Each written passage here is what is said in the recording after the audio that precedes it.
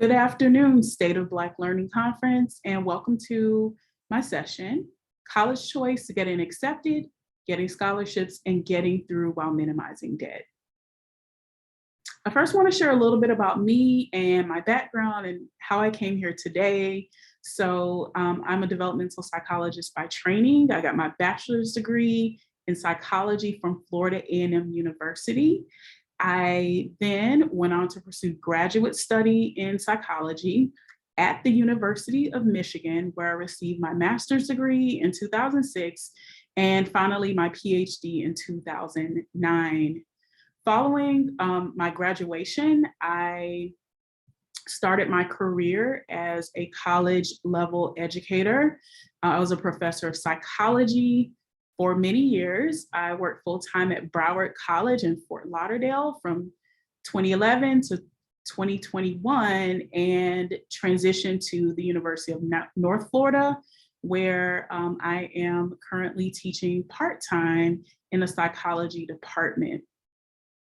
Interestingly enough, it was my experience as a college professor at Broward College as a community college where I came in contact with high school students who were taking college courses for credit towards their degree, as well as students in various stages of life who were trying to figure out the questions of what do I want to do next?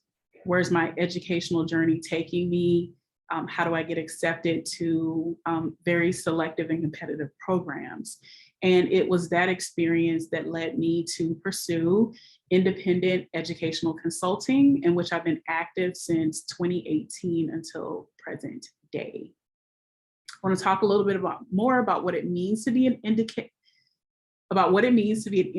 educational consultant. In my case, I focus squarely on the college admissions process, and I really want to share some of my experiences, insights, as well as some strategies.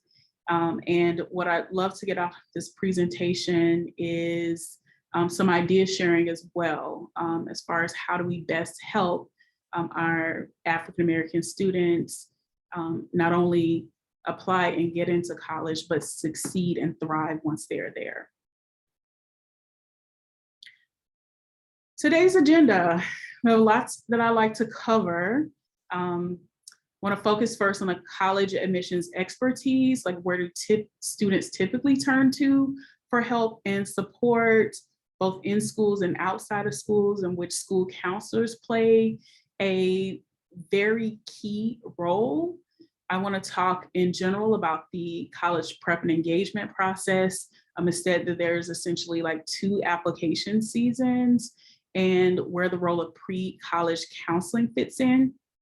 I want to talk about a selective college admissions process. What does that mean? What's in an application? Where does college match or fit come into? And I think the most important aspect of this presentation is to talk about some current challenges and how to overcome them. So developing a comprehensive approach to college readiness.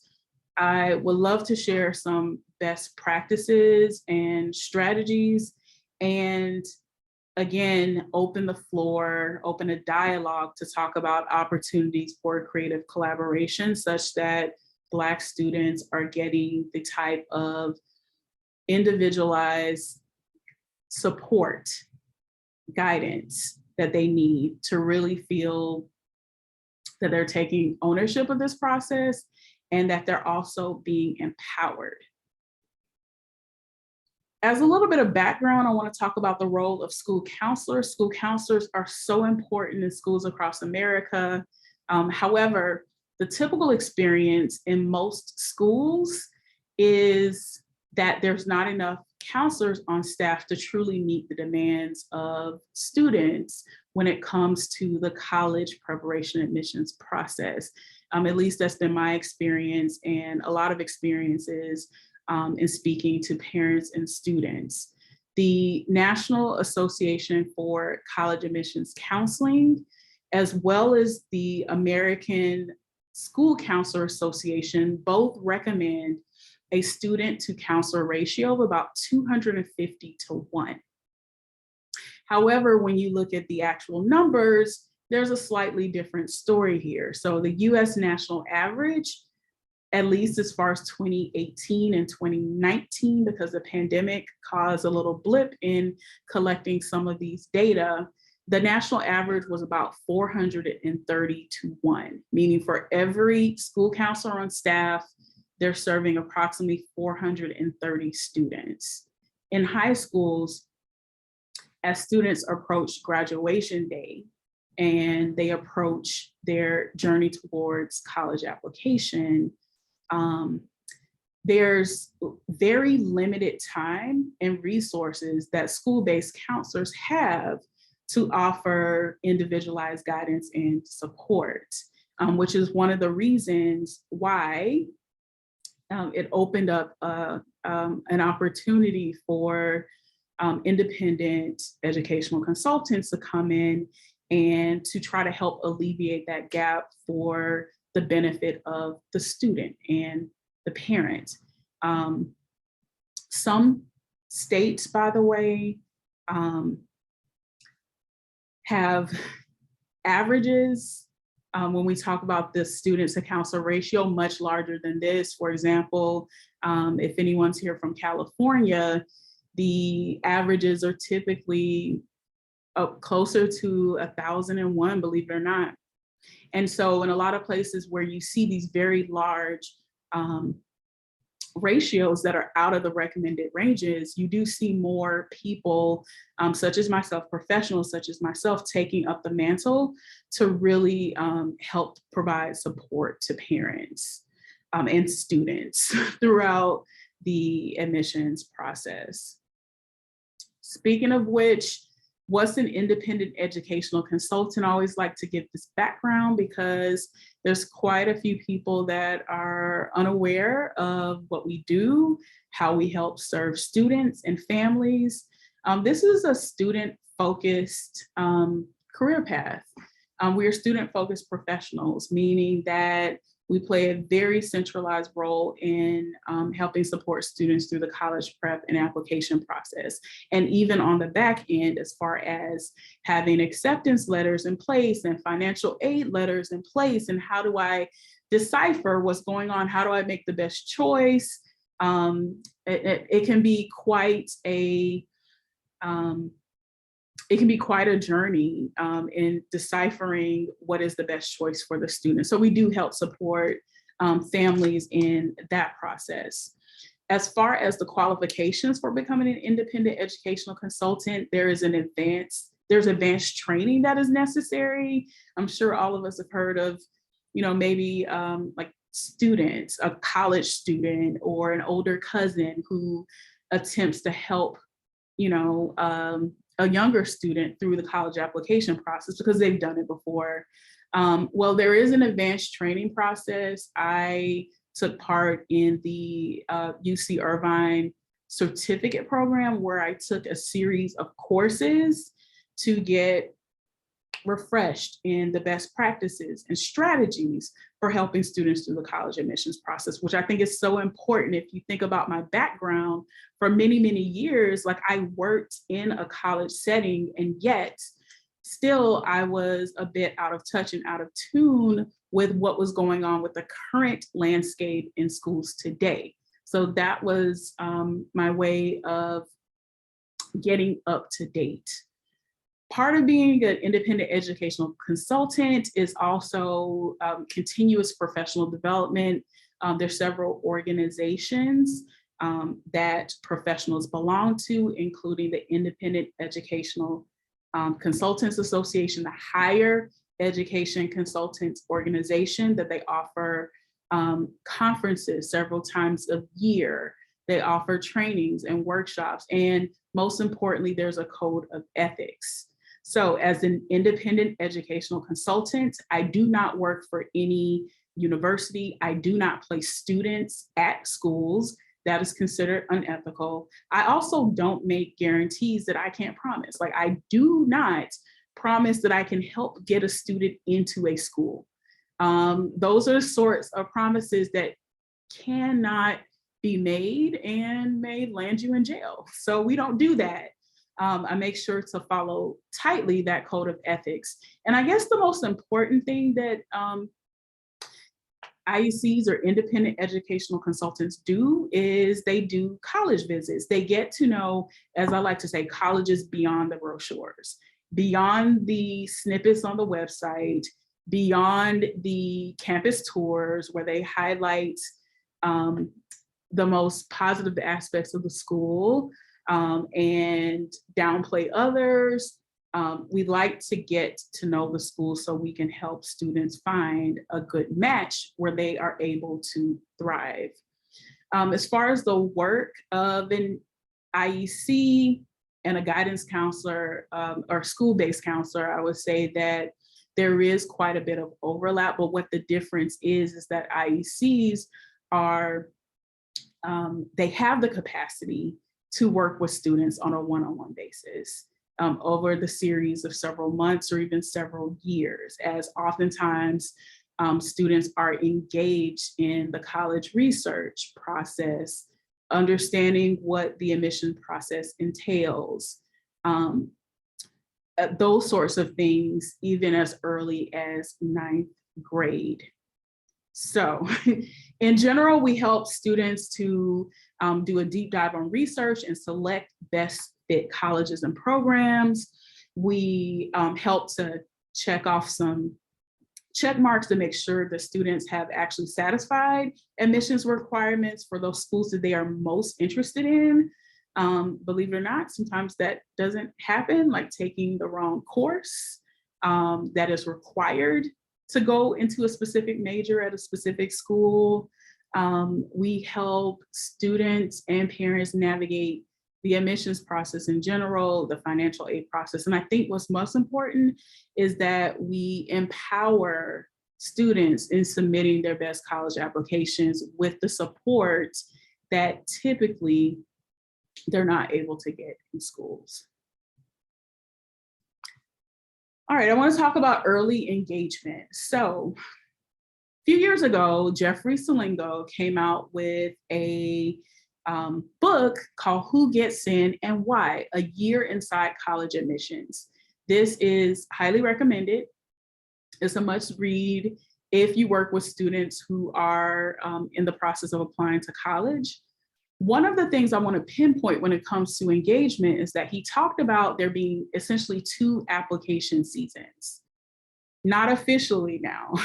What he meant by that is that he noticed a pattern where more affluent students from more affluent communities, students who had college educated parents and sometimes parents with advanced degrees, like their students were engaged in the college application process much earlier than what he noticed minority students or students from less affluent communities or first generation college students. So he talked about the more affluent group starting to be engaged by 11th grade. And when I mean engaged, I mean literally working to put together pieces of that overall college application the year before you actually submit an application.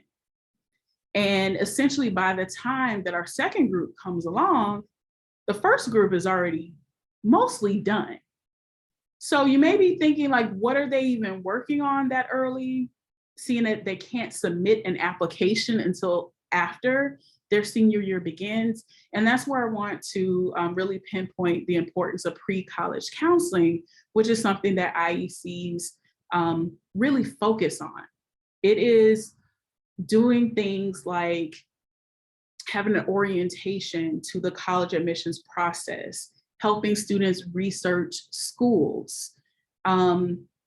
There's a lot of unknowns, and I always say you don't know what you don't know. And sometimes students and parents, they're missing key pieces of education about what to expect, what they will face, and starting to research their options. I often find in my work that students are not aware of all of their college options, and even really great schools that have this name recognition especially if they're out of your region. The students are like, I've never heard of that school. And you know, and it's an amazing school that's a good fit for them.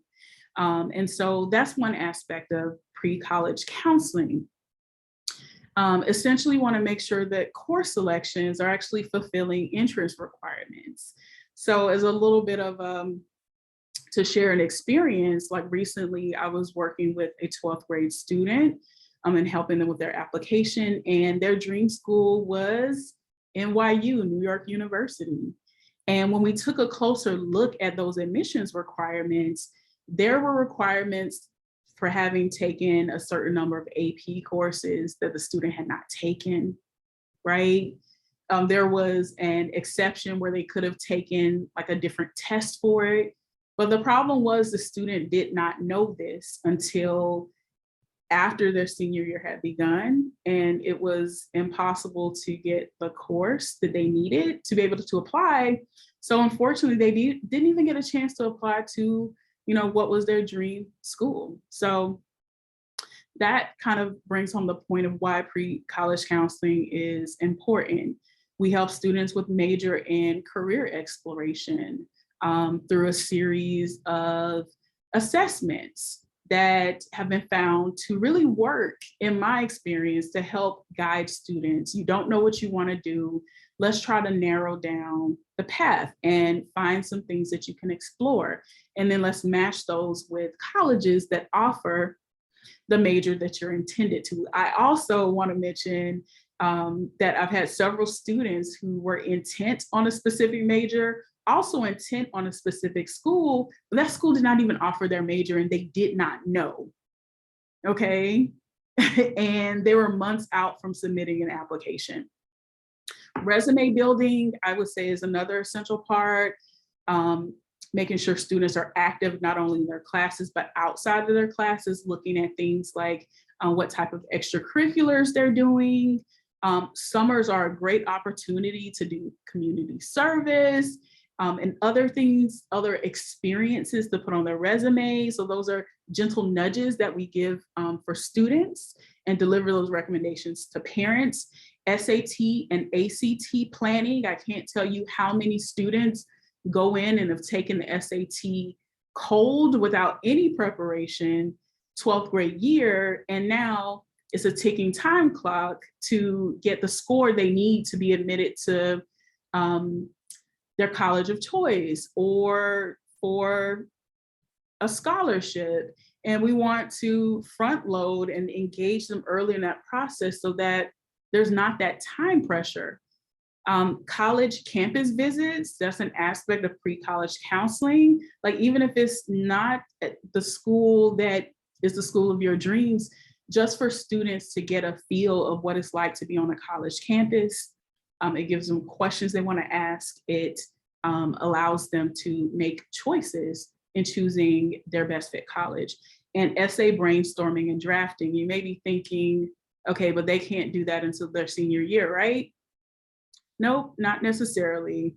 One of the major platforms, Common App, the spring before, they always announce the essay prompts. So it is possible for an 11th grader to begin brainstorming, drafting, and writing, and they get that type of support from professionals such as us. So how can we engage students earlier in the process in order to influence better outcomes when it comes to getting into colleges of choice? So we often use this term called selective colleges. What does that mean? Selectivity just means that there's a competitive admissions process. Not every college has a competitive admissions process. Much of my teaching experience was at a community college, for example. Typically, community colleges don't have extremely competitive admissions processes, whereas some other schools, it's extremely competitive to be offered an acceptance. So the guidelines of what makes a selective college, I would say generally like less than half of the students who apply are offered admission. This can range from selective to highly selective. Every single Ivy League college, for example, and many of the colleges that you find on lists you can Google, best college for engineering majors, best colleges for insert major here. A lot of those schools are extremely selective. They're choosy about which students get admitted. And typically the more selective, the more involved the application process. And by what I mean by that is that they require students to submit more materials, and those materials are then reviewed amongst the committee to make an ultimate decision of whether the student will be admitted, waitlisted, or not offered admission. So national versus regional picks, the US News and World Reports has a list of America's best colleges. You can guarantee that each of those colleges on the list are selective colleges. And in fact, colleges kind of use those yearly reports as sort of bragging rights. #1 business program in the state. #2 psychology program in the nation, for example. Popular in-state schools. I'm here in the state of Florida. One of the most selective schools in our state is the University of Florida. It's also one of the most selective schools in the state as well, with low acceptance rates. Even historically Black colleges and universities, there's many that are extremely selective because so many students would like to attend. My alma mater, FAMU, actually received a record-breaking number of applications this past admission cycle, meaning that their selectivity just went up. So even though it's an HBCU, and sometimes there's the perception that they're not as rigorous or prestigious as predominantly white institutions, which is completely false, right? But even for students who seek to only attend HBCUs, they may have to navigate the selective process.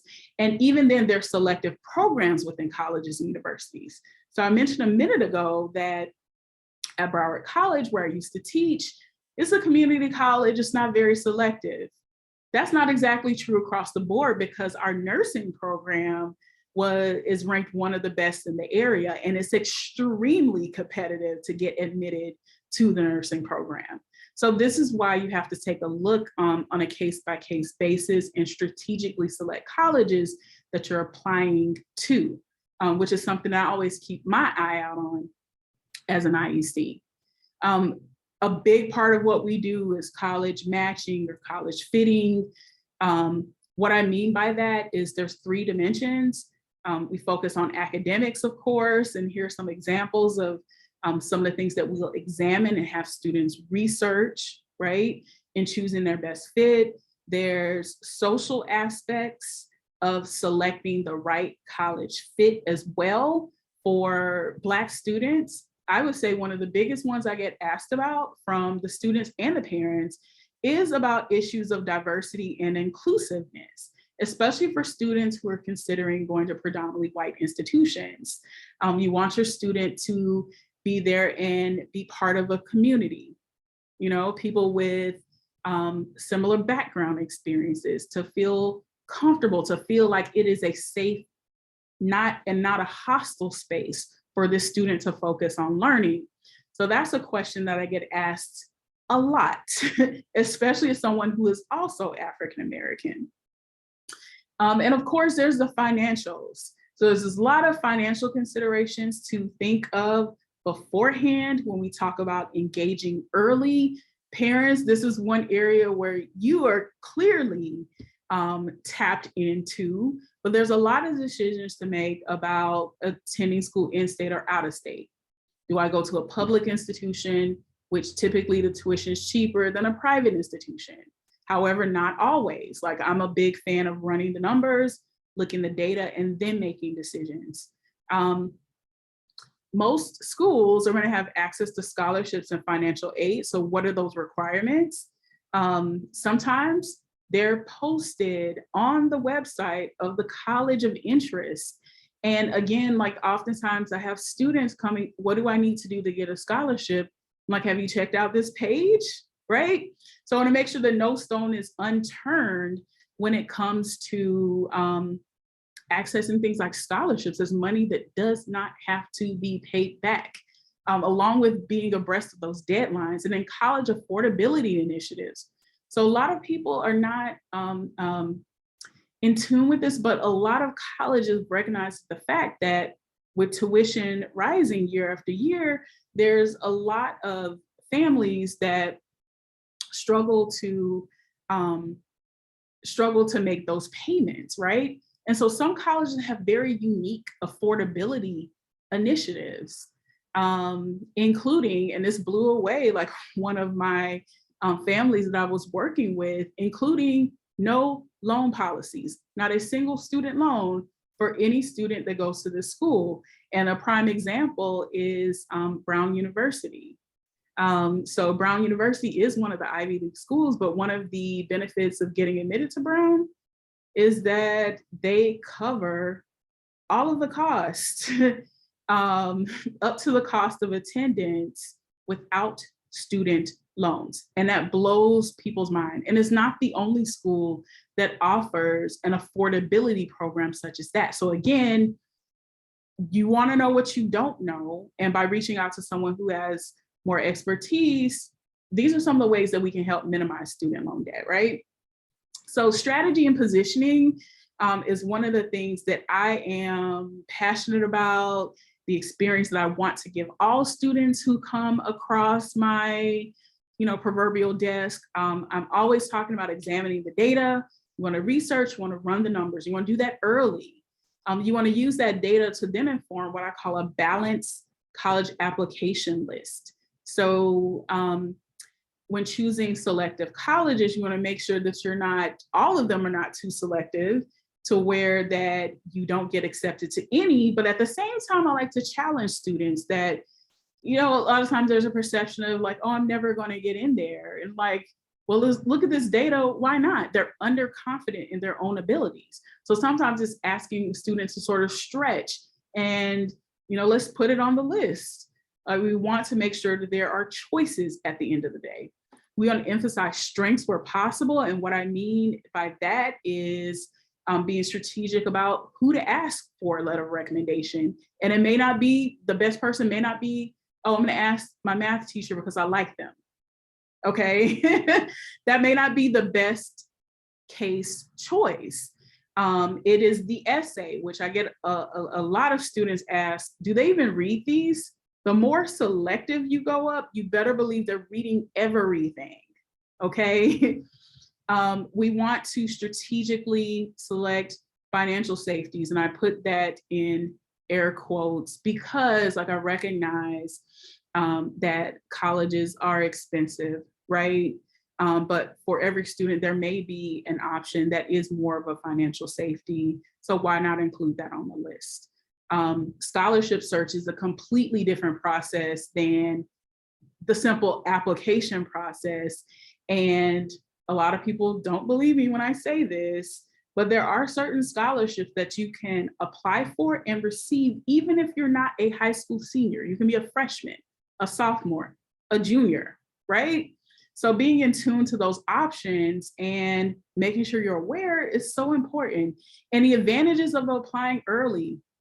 When it comes to scholarship money, and some schools will say it explicitly, right, on their website. If you want to qualify for a scholarship, you need to apply by this date. Can you imagine how many families overlook that? Okay, because the last day to submit an application is January. But they want you to submit your application instead in November if you're going to be given a scholarship. That's something that trips up a lot of students, a lot of families. And again, one of those, you don't know what you don't know, but guess who does know? Okay. I know, like as an IEC, and those are some of the insights that I learned to my families that I'm working with. So I kind of alluded to this before, but what's in a college application? We know that more selective colleges want to require more. Well, you have some combination of these things. Grades and transcripts, they're looking at your grades in context of the courses that you took, right? So the more rigorous, the more advanced the course, right? They want to see, especially for selective colleges, that students have applied themselves, okay, and done well, you know, versus I'm just going to get a 4.0, so I'm going to take the easiest classes possible. SAT and ACT test scores, I put an asterisk by that because throughout the pandemic, many schools went test optional for the first time in history. Okay, and I could definitely talk about the history of some of these standardized tests and how the bias that, you know, then disadvantages certain students, particularly African-American students, but many schools have offered a test optional option, which again, like, you know, a lot of students, a lot of parents just not aware of. Essays, letters of recommendation, interviews, colleges can ask for those things.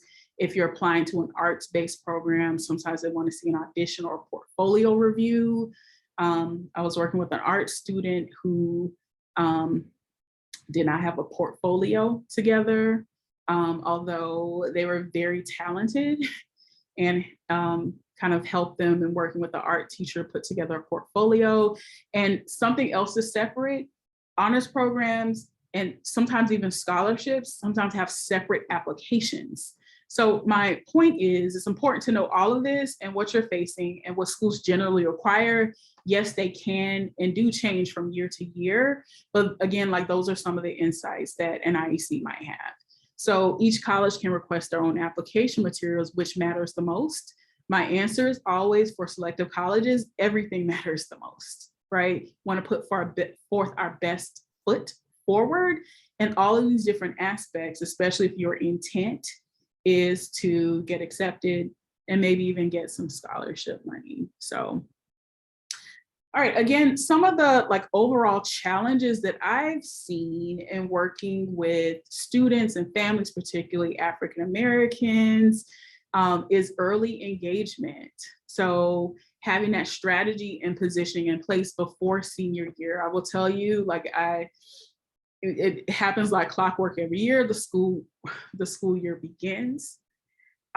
What I've seen is that typically at the school level, students are then engaged, brought into the college application process through like a general assembly with a school counselor.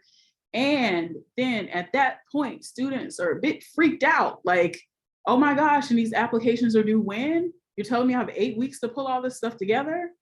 I don't even know which schools I'm applying to, you know? And 8 weeks for the early deadline. Let me mention that, the early deadline. So early engagement, I find, is often a challenge.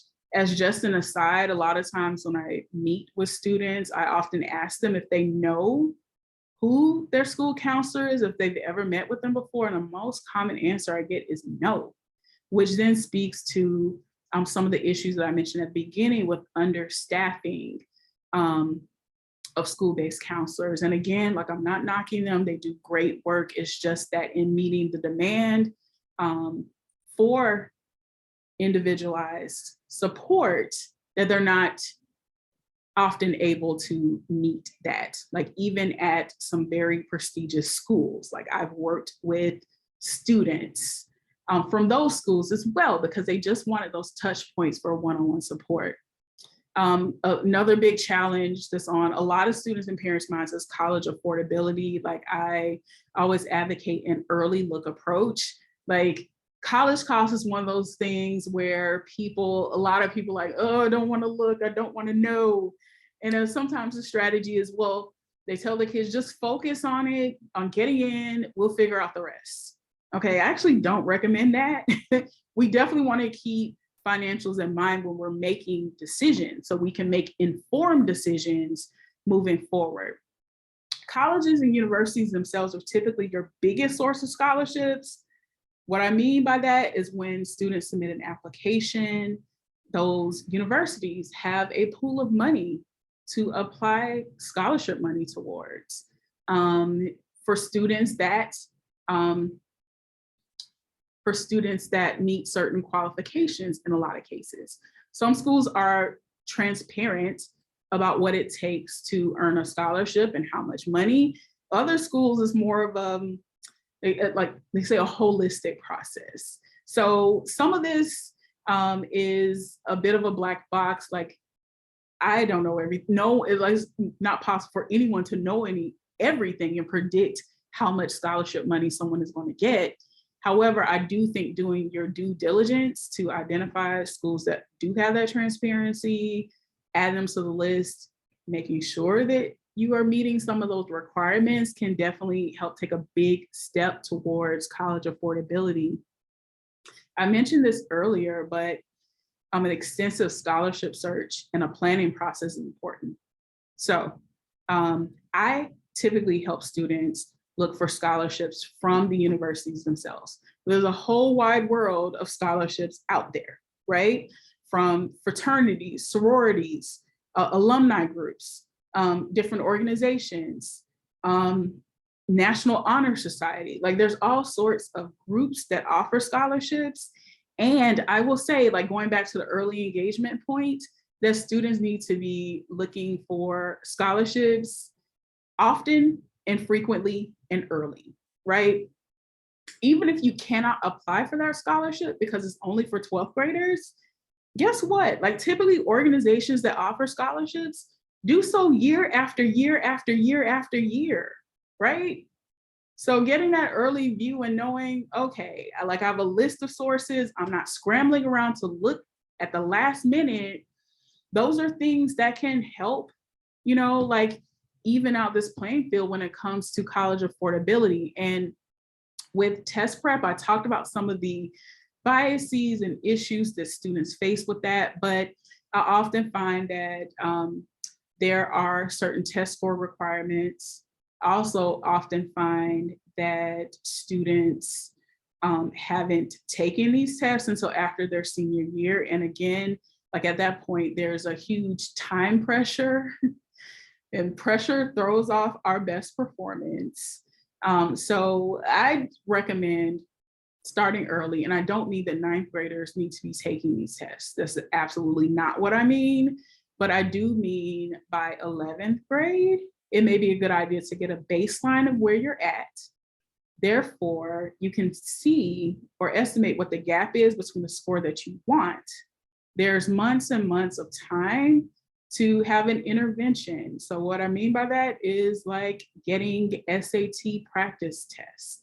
It may mean signing up for tutoring. It may mean taking advantage of some offering that the school themselves has, like free SAT prep, right? And then retesting. I find that makes such a difference. Okay, another challenge, of course, is getting more guidance and support. So there's a lot of different ways that this can be done. I'm going to mention some ways that some ideas that I have as an IEC, but this also ties in with my next point, which is about creative collaboration. So hourly consultation work is definitely always an option that's on the table, right? A lot of IECs do consultations with students, right? And in meeting earlier and engaging earlier, like 9th graders or 10th graders, and maybe like a quarterly meeting. And by the time we get to 11th grade, it's really go time to start with the research and putting these pieces in place such that it's not such a stressful and overwhelming process.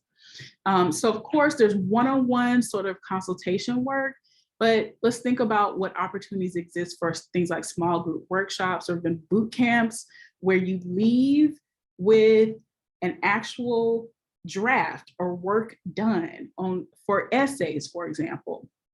A lot of times people look at the essay portion as, oh, I write essays all the time in my English class, but it's sort of a different style of essay. And so having students come to like a group or a meeting for select periods of time and really deep diving and leaving with something tangible that they can apply, I think priceless, right? Virtual or summer programs. So I'm based in Florida. The pandemic did offer this opportunity for everyone to go remote, and that offered an opportunity for me. So instead of working with students who were immediately like in my local area, I was able to reach and work with students in different states across the country through virtual work, which is essentially like the center of the practice that I have now. I find that panel discussions are definitely informative, just tuning students in to the different aspects of applying to college they should be aware of, having those opportunities in a low pressure environment to get questions answered. Of course, much more support is needed as far as scholarship fundraising. And I love the concept of the trunk party.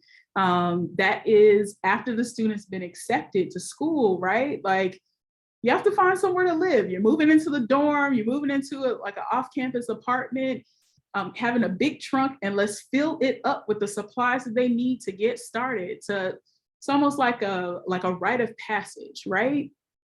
And so there's some creative ideas about sending them off to school with some of the supplies they need, that those things don't have to come out of, the family's pockets per se. In creative collaboration, this is absolutely an area that like I'm most interested in the post session. And I would love for you guys to reach out if you have any ideas here. But one of the opportunities is school-based partnerships. I will say that in my experience and in the experience of a lot of my peers that do IEC work is that oftentimes, even though the students recognize that there's a need for additional support and so do the parents, sometimes the school is, we got this. We can help students, right? So there's kind of like two competing narratives here, right? So are there opportunities for school-based partnerships? Any type of community-based group or organization that serves youth, maybe there's an opportunity to bring in someone like an IEC to do small group workshops, virtual summer programs, just ways to give students more support in person or virtually, and then sponsored programs as well. So there may be opportunities to bring in different business entities that want to offer donations to help better prepare students for college, and then having professionals to then facilitate that program for the benefits of students. Those are some of the ideas that I want to suggest about creative collaboration. Again, these may not be the only ideas. So I would love if you have any other ideas, suggestions, opportunities, please feel free to reach out and spark the dialogue. I would love to have that conversation with you, because at the end of the day, this is about better serving our students and meeting their needs. So to conclude, I want to talk a little bit about challenging norms. Okay, there's a lot of discussion about college readiness, and I think a lot of times we're focused on whether students have academic-based skills, right? And what I would posit is that college readiness is much broader than students having academic skills or completing a series of college prep courses. That gives them a certain knowledge that they will apply, like in college courses, but what about the college planning aspect of it? So one of the things I bring to the table is an actual college planning curriculum, okay, which is different than a college prep curriculum, okay? Walking students step by step through the process. And there's also what I call a self-efficacy aspect. All right, this is one of those psychology terms. What does self-efficacy means? It's a sense of believing that you can do it. I will say from my experience is that a lot of students are aware of how competitive college can be, and getting acceptance letters. Sometimes students doubt themselves, right? Like even top students who've done extremely well in college, like, oh, I'll never get into the school. Oh, I can never do that. And part of my role is to help students sort of challenge those beliefs, to show them that they can do it in a way. Like I'm sort of like I offer like real skills and guidance, and having students like submit a draft, then revise and redraft, right? But another part of what I do is essentially a little bit of cheerleading, a little bit of hand holding for students who are right on the cusp of adulthood, and they don't have, sometimes there's not the life experience or confidence to believe that they can do it. So let's challenge these norms when it comes to college readiness. I do think it's more inclusive than how we typically or traditionally think about it. Stress and overwhelm is something that I hear as the top thing that people think about when applying to college. Oh my gosh, it's so stressful, it's so overwhelming. My pushback is, does it have to be though? Like, is stress and overwhelm inherent in the process? And there may be some aspects that are inherent in the process, right? Like it's unpredictable, it's anxiety provoking to see what your final results were going to be, right? Unfortunately, like I can't help solve that problem, right? But the pushback is a lot of the stress and overwhelm coming in the way that we typically navigate the process. And what I mean by that is finally getting engaged later, right, in their high school journey. So now it's 12th grade, now it's October, now it's November. And oh my gosh, like I need to get started, like I completely understand like procrastination and how easy it is to, okay, I'm gonna get my student through 9th grade, now 10th grade, 11th grade, 12th grade, right? To kind of focus on the day-to-day things. But what I would offer is that by taking an early start approach, getting students engaged earlier, that some of the stress and overwhelm does not have to be there, especially when you have support. All right, lastly, the last kind of thing I want to talk about is challenge some norms, some narratives about college costs. Yes, college is extremely expensive, right?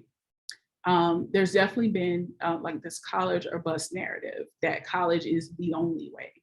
And it may surprise you for me to say this, especially someone who's been pretty much like a career-long educator, that the traditional college route, I don't think is the only way.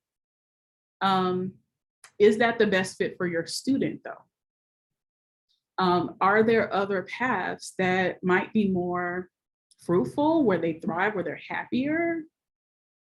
I can't tell you the number of college students that I've seen in classes that they're there because their parents want them to be there, but they're not really engaged, not really taking this seriously.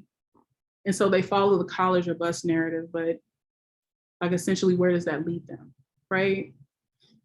There's also been some discussion about, okay, instead of going to college, let's be an entrepreneur. We're all gonna be entrepreneurs, but is that the only way, right? What I would say is that depending on the student's occupational path and their choice, there's only one way to be a doctor, and that currently requires going through college and getting graduate study. I set out to be a psychologist in order to practice, in order to participate in research, in order to teach. You need those degrees. So for some students, college is the path, especially if they're very decided on their occupational choice. And so the question then becomes like, how can we do this in a more cost-effective way? Okay. And then that brings into like the idea of minimizing student loan debt, right? If there are dual enrollment options in your district, I think it's a great idea to take advantage of it. Like it gives students this early exposure to what higher level of expectation that we have college, like versus high school. It also gets some credits on their transcripts. That's 1 class, 2 class. In some cases, like a year or so of college courses they don't have to take, and the school district helps pay for those courses. So looking into those options, being aware of all of your financial aid options, including schools that, may warrant being on the list because they have a unique advantage when it comes to financial aid. And then maximizing our scholarship search options, searching early, searching often. The question I want to leave all of you guys with is, are high school students supported through the transition to college in a comprehensive way? What are your thoughts? I do think there's ways that we can better support students, better meet the demand for individualized guidance. I always say that, like, if your birth date started in the year 19 and not 2000, there's a lot of aspects of applying to college that have changed. As I talked about before, like I signed up for courses and received a certificate to get up to speed with those ways that things have changed to better guide and support students. So I do think there's opportunities in assessing and fixing those challenges. And I welcome discussion and dialogue about how to best do that. So at this point, I want to say thank you for attending my session. If you have any questions, comments, ideas, please feel free to reach out. Like, again, my name is Dr. Khia Thomas. My IUC practice is called Admissionisms, where we focus on academics, ambition, and then application. My email is listed below, as well as the links to my Facebook, IG, and LinkedIn, which I definitely need to be more consistent and being active there. But absolutely, if you reach out via email, I will absolutely respond back. So thank you so much. And I look forward to hearing from some of you after the session.